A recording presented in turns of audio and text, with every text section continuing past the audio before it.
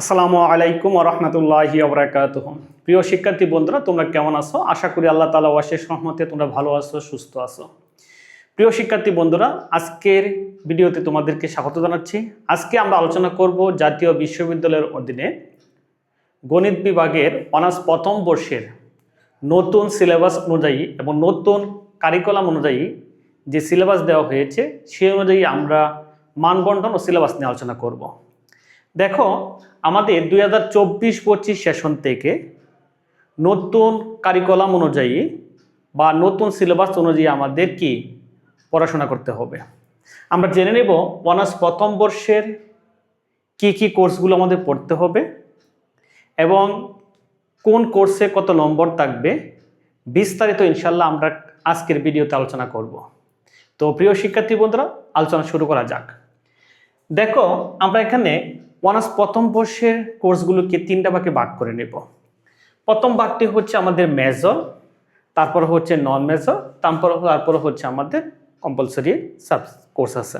ওকে, তো অনার্স প্রথম বর্ষের মেজরের যে কোর্সগুলি আছে তোমরা যদি দেখো, আমাদের কোর্স কোড, কোর্স শিরোনাম, নম্বর এবং ক্রেডিট, এই বিষয়গুলো আমাদের জানা থাকতে হবে।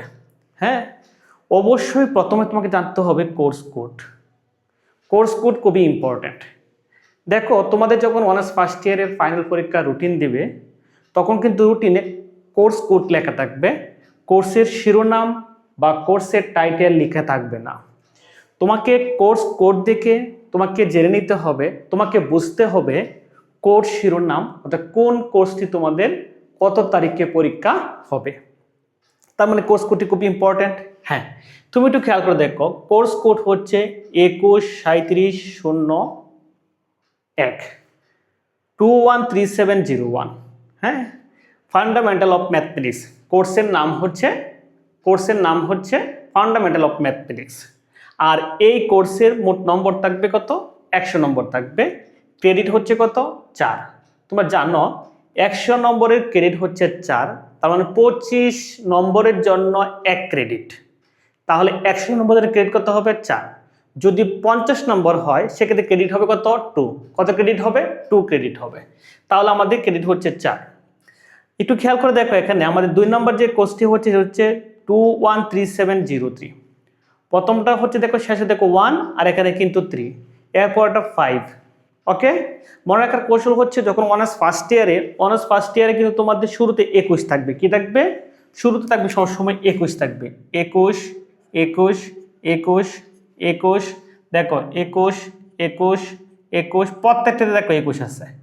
তো অনার্স ফার্স্ট ইয়ার তোমাদের কোর্স কোডের শুরুতে 2টা ডিজিট, সেটা হচ্ছে তোমাদের ফার্স্ট 21। যখন অনার্স সেকেন্ড ইয়ার উঠবে তখন থাকবে 22। যখন অনার্স থার্ড ইয়ার উঠবে তখন থাকবে বলো 23।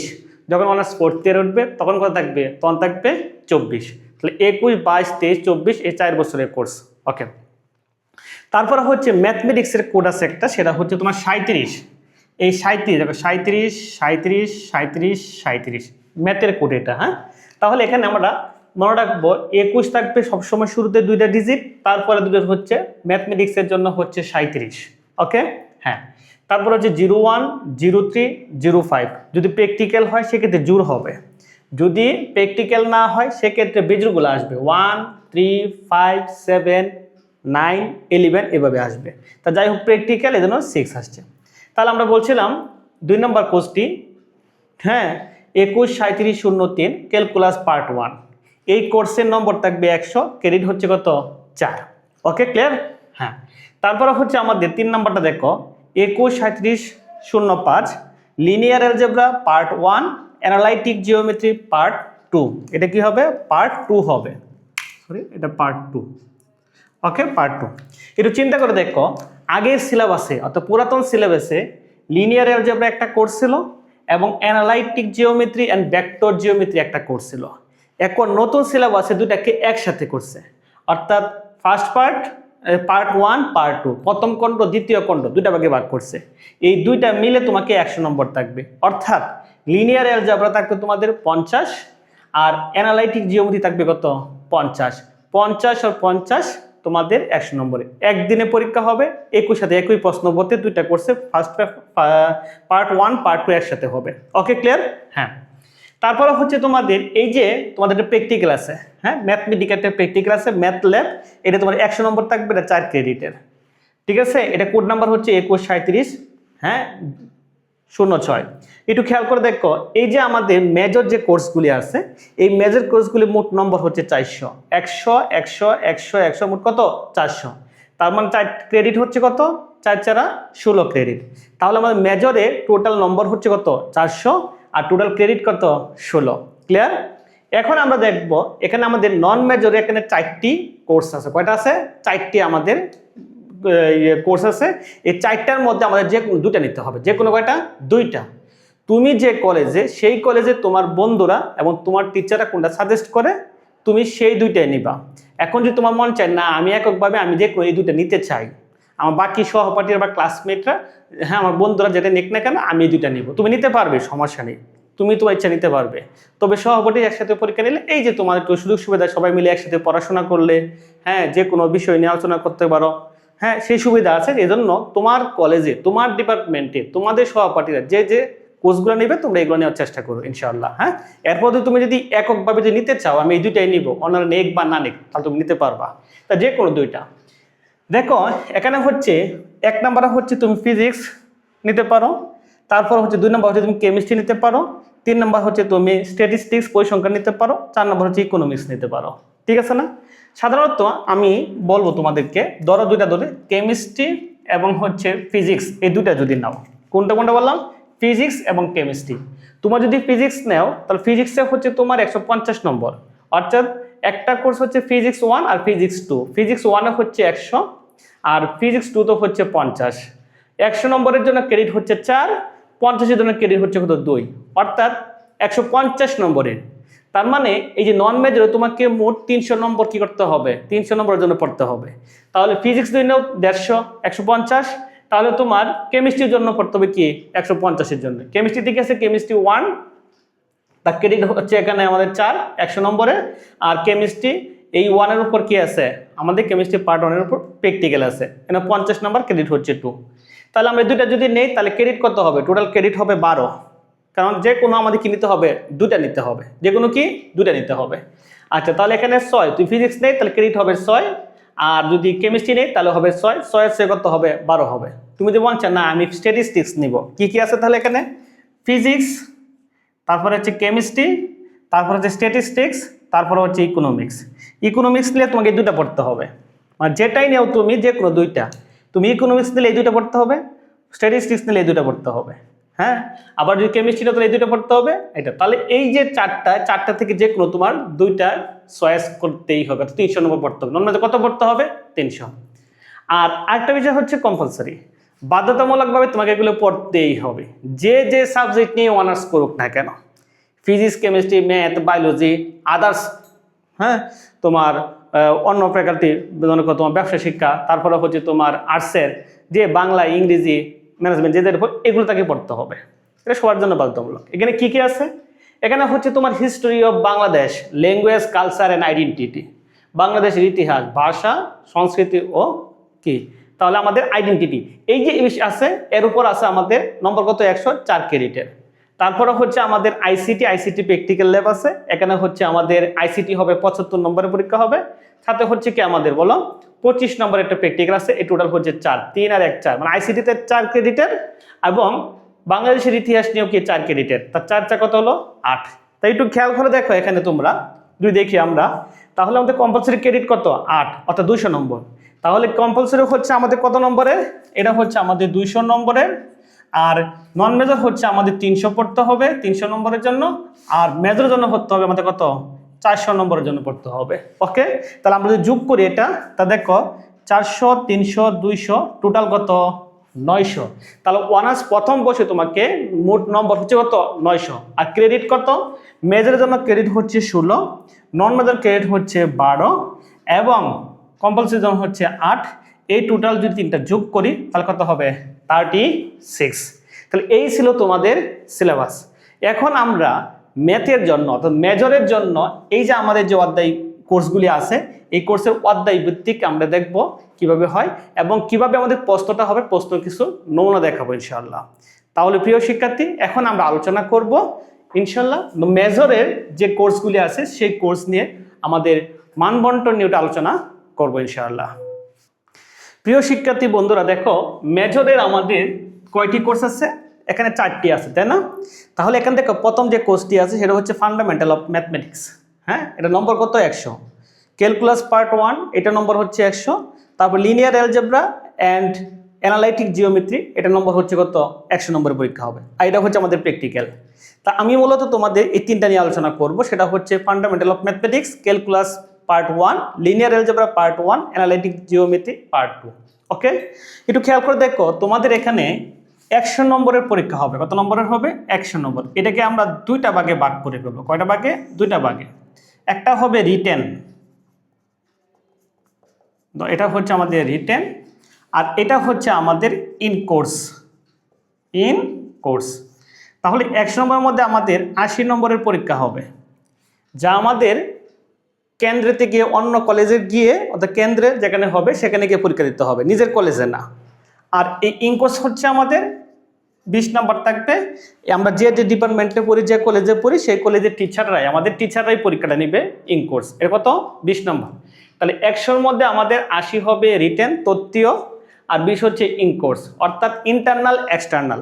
ইন্টারনাল মানে কলেজে আমাদের নিজের টিচাররা নিবে, এটা 20 নম্বর। আর এটা হচ্ছে আমাদের অন্য কলেজে গিয়ে, যেখানে সেন্টার পড়ে সেখানে পরীক্ষা হবে কত? 80। ওকে, ক্লিয়ার? ওকে, এখন আমি দেখাবো সেটা হচ্ছে এই 80 নম্বর যা আছে এটা প্রশ্নটা কিভাবে হবে, প্রশ্নের নমুনা দেখাবো এখন কিভাবে হতে পারে। এখানে তোমাদের টোটাল 12টি প্রশ্ন থাকবে। কয়টি থাকবে? প্রত্যেকটি কোর্সের, সেটা হচ্ছে ফান্ডামেন্টাল অফ ম্যাথমেটিক্স হোক, ক্যালকুলাস পার্ট 1 হোক, আর linear algebra and analytic geometry হোক, এই 3টা কোর্সে যে সবগুলো ক্ষেত্রে একই নিয়ম, সেগুলোর ক্ষেত্রে কি একই, এই 3টার জন্য একই নিয়ম। টোটাল 12টি প্রশ্ন থাকবে। কয়টা থাকবে? সর্বমোট 12টি প্রশ্ন থাকবে। কয়টা থাকবে? 12টি প্রশ্ন থাকবে। তাহলে তোমাকে উত্তর দিতে হবে কয়টা? হ্যাঁ, তোমাকে যে কোনো 8টি প্রশ্নের উত্তর দিতে হবে। 8টি প্রশ্নের উত্তর দিতে হবে। ওকে, 8টি প্রশ্নের উত্তর তোমাকে দিতে হবে। এখন বিষয় হচ্ছে, যদি 12টির প্রশ্ন থাকে তাহলে যদি আমরা নাম্বার হিসেব করি, প্রতিটাতে থাকবে তোমার প্রতিটি প্রশ্নের মান, প্রতিটি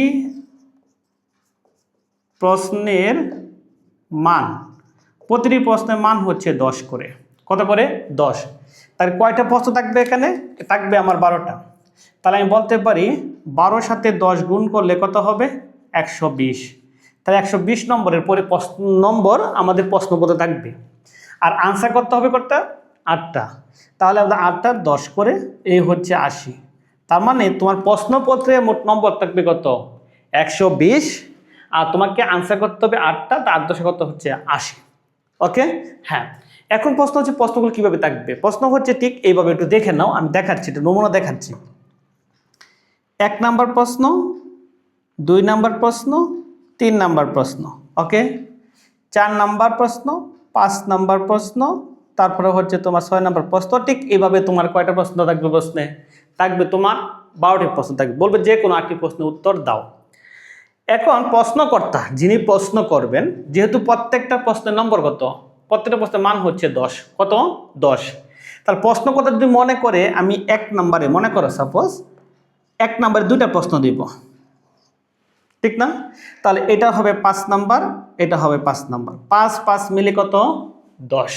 ওকে, বুঝতে পেরেছি? যদি প্রশ্নকর্তা মনে করেন না আমি একটা প্রশ্ন দেব, মাত্র একটা প্রশ্ন দিব, তাহলে একটাতে 10 হইতে পারে, একটাতে কি 10 হতে পারে প্রশ্নকর্তা যদি মনে করে। তারপরে হচ্ছে 3 নাম্বার, মনে করো তোমার যদি প্রশ্ন মনে করেন না আমি 3টা দিব, 1 2 3টা দেব, তাহলে প্রথমটা হবে মনে করো তোমার 4, পরে হচ্ছে 3, পরের 3। তা যেভাবেই থাকুক না কেন, কি থাকবে? এই যে আমাদের 4 3 3 10 কিন্তু হবে। তাহলে মোটামুটি আমাদের প্রশ্নের ধরন হচ্ছে এই 3 ভাবে আসার সম্ভাবনা বেশি। এই 3 মাস 3 ভাবে আসার সম্ভাবনাই কি বেশি। তাহলে আমাদের প্রত্যেকটা প্রশ্নের একটা থাকতে পারে, একটা হওয়ার সম্ভাবনা খুবই কম, একাধিক হওয়ার সম্ভাবনাটাই বেশি। তাহলে আমরাও আশা করব, হ্যাঁ আমাদের মনে রাখতে হবে একাধিক প্রশ্ন একটার মধ্যে মানে সাব কোয়েশ্চেন থাকবে, একটা কোয়েশ্চেনে সাব কোয়েশ্চেন থাকবে, এটা মনে রাখতে হবে আমাদের।